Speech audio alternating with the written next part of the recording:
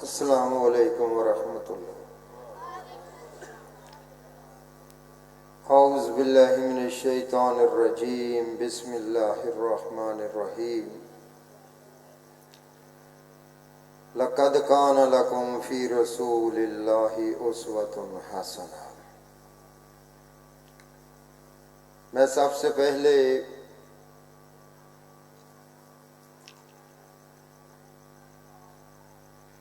اپنے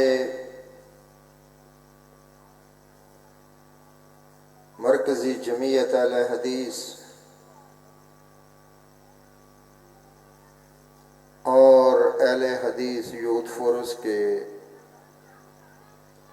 ذمہ داران کا شکریہ بھی ادا کرتا ہوں اور ان کو مبارکباد بھی پیش کرتا ہوں کہ جنہوں نے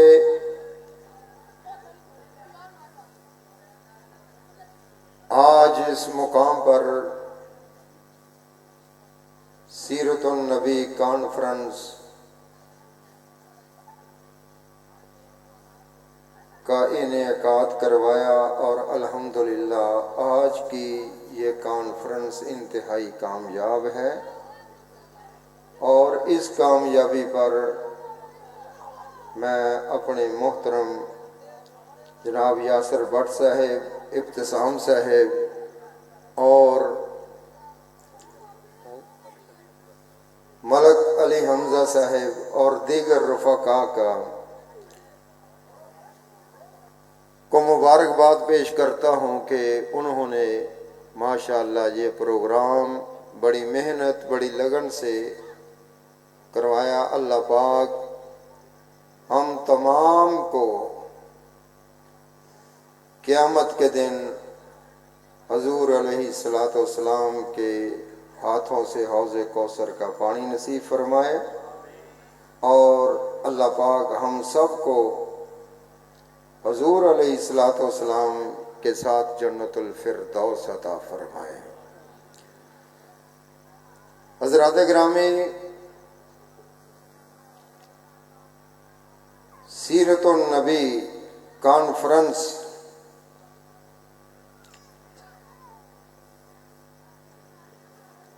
حقیقت میں سیرت حضور علیہ الصلوۃ والسلام کی اتباع کا نام ہے۔ قرآن نے بیان فرمایا لقد کان لکم فی رسول اللہ اسوۃ حسنہ، کہ حضور علیہ الصلوۃ والسلام ہم تمام کے لیے، ہر جماعت کے لیے، ہر گروہ کے لیے، ہر فرد کے لیے ایک سبق اور نمونہ بن کر تشریف لائے۔ اگر کوئی خطیب ہے تو ان کو بھی دیکھنا پڑے گا کہ وہ طائف کے بازاروں میں قولوا لا الہ الا اللہ کی صدا کو کس انداز میں بلند کیا۔ ہم خطیبوں کو، واعظین کو، مبلغین کو بھی حضور علیہ الصلوۃ والسلام کے اسوے پر عمل کرنا ہوگا۔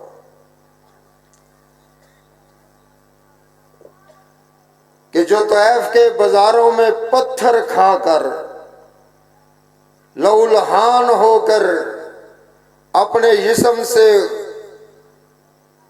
خون بہا کر رب کی توحید کا اعلان کر رہا ہے، حق کی آواز اٹھا رہا ہے، اسی طرح کوئی موقع آئے تو ہمیں بھی یہی کردار ادا کرنا پڑے گا۔ لقد کان لکم فی رسول اللہ اسوۃ حسنہ۔ اگر کوئی باپ ہے تو اس کو بھی دیکھنا پڑے گا کہ جس نے اپنی بیٹیوں کو اپنے گھروں سے، اپنے گھر سے الوداع کیا، اور اپنی بیٹیوں کی کس طرح تربیت کی، تو اس باپ کو بھی اس انداز سے اپنی اولاد کی تربیت کرنا پڑے گی۔ اس کے لیے بھی لقد کان لکم فی رسول اللہ اسوۃ حسنہ۔ اگر کوئی قاضی ہے، جج ہے، تو اس کو بھی دیکھنا پڑے گا کہ مسجد نبوی میں بیٹھ کر سب سے بڑے قاضی، سب سے بڑے جج نے کس طرح فیصلے کیے، اس کو بھی اس انداز میں فیصلے کرنا پڑیں گے، کیونکہ لقد کان لکم فی رسول اللہ اسوۃ حسنہ۔ اس کے لیے بھی حضور علیہ السلام ایک سبق اور نمونہ بن کر تشریف لائے۔ علی ھذا القیاس، ہر فرد کے لیے، ہر گروہ کے لیے حضور علیہ السلام نمونہ بن کر تشریف لائے، اور ہم سب کو حضور علیہ السلام کی گفتار کو دیکھنا پڑے گا، ان کے کردار کو دیکھنا پڑے گا، ان کے رہنے سہنے کے انداز کو دیکھنا پڑے گا، تاکہ ہم حضور علیہ السلام کے نمونے پر عمل کریں۔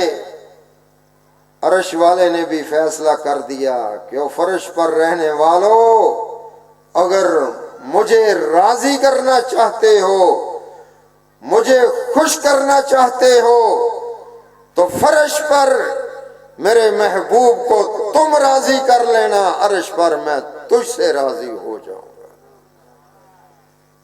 تو ہمیں حضور علیہ السلام کے نمونے پر عمل کرنا پڑے گا، ہر جماعت کے لیے، ہر گروہ کے لیے، ہر علاقے کے لیے حضور علیہ السلام خاتم النبیین بن کر تشریف لائے۔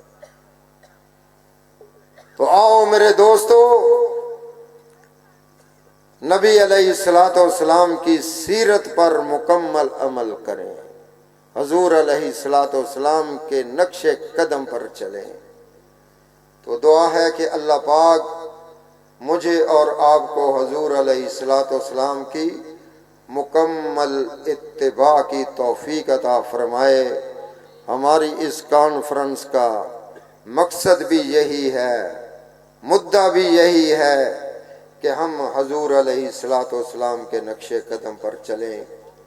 تو ایک اعلان ہے کہ 1 مارچ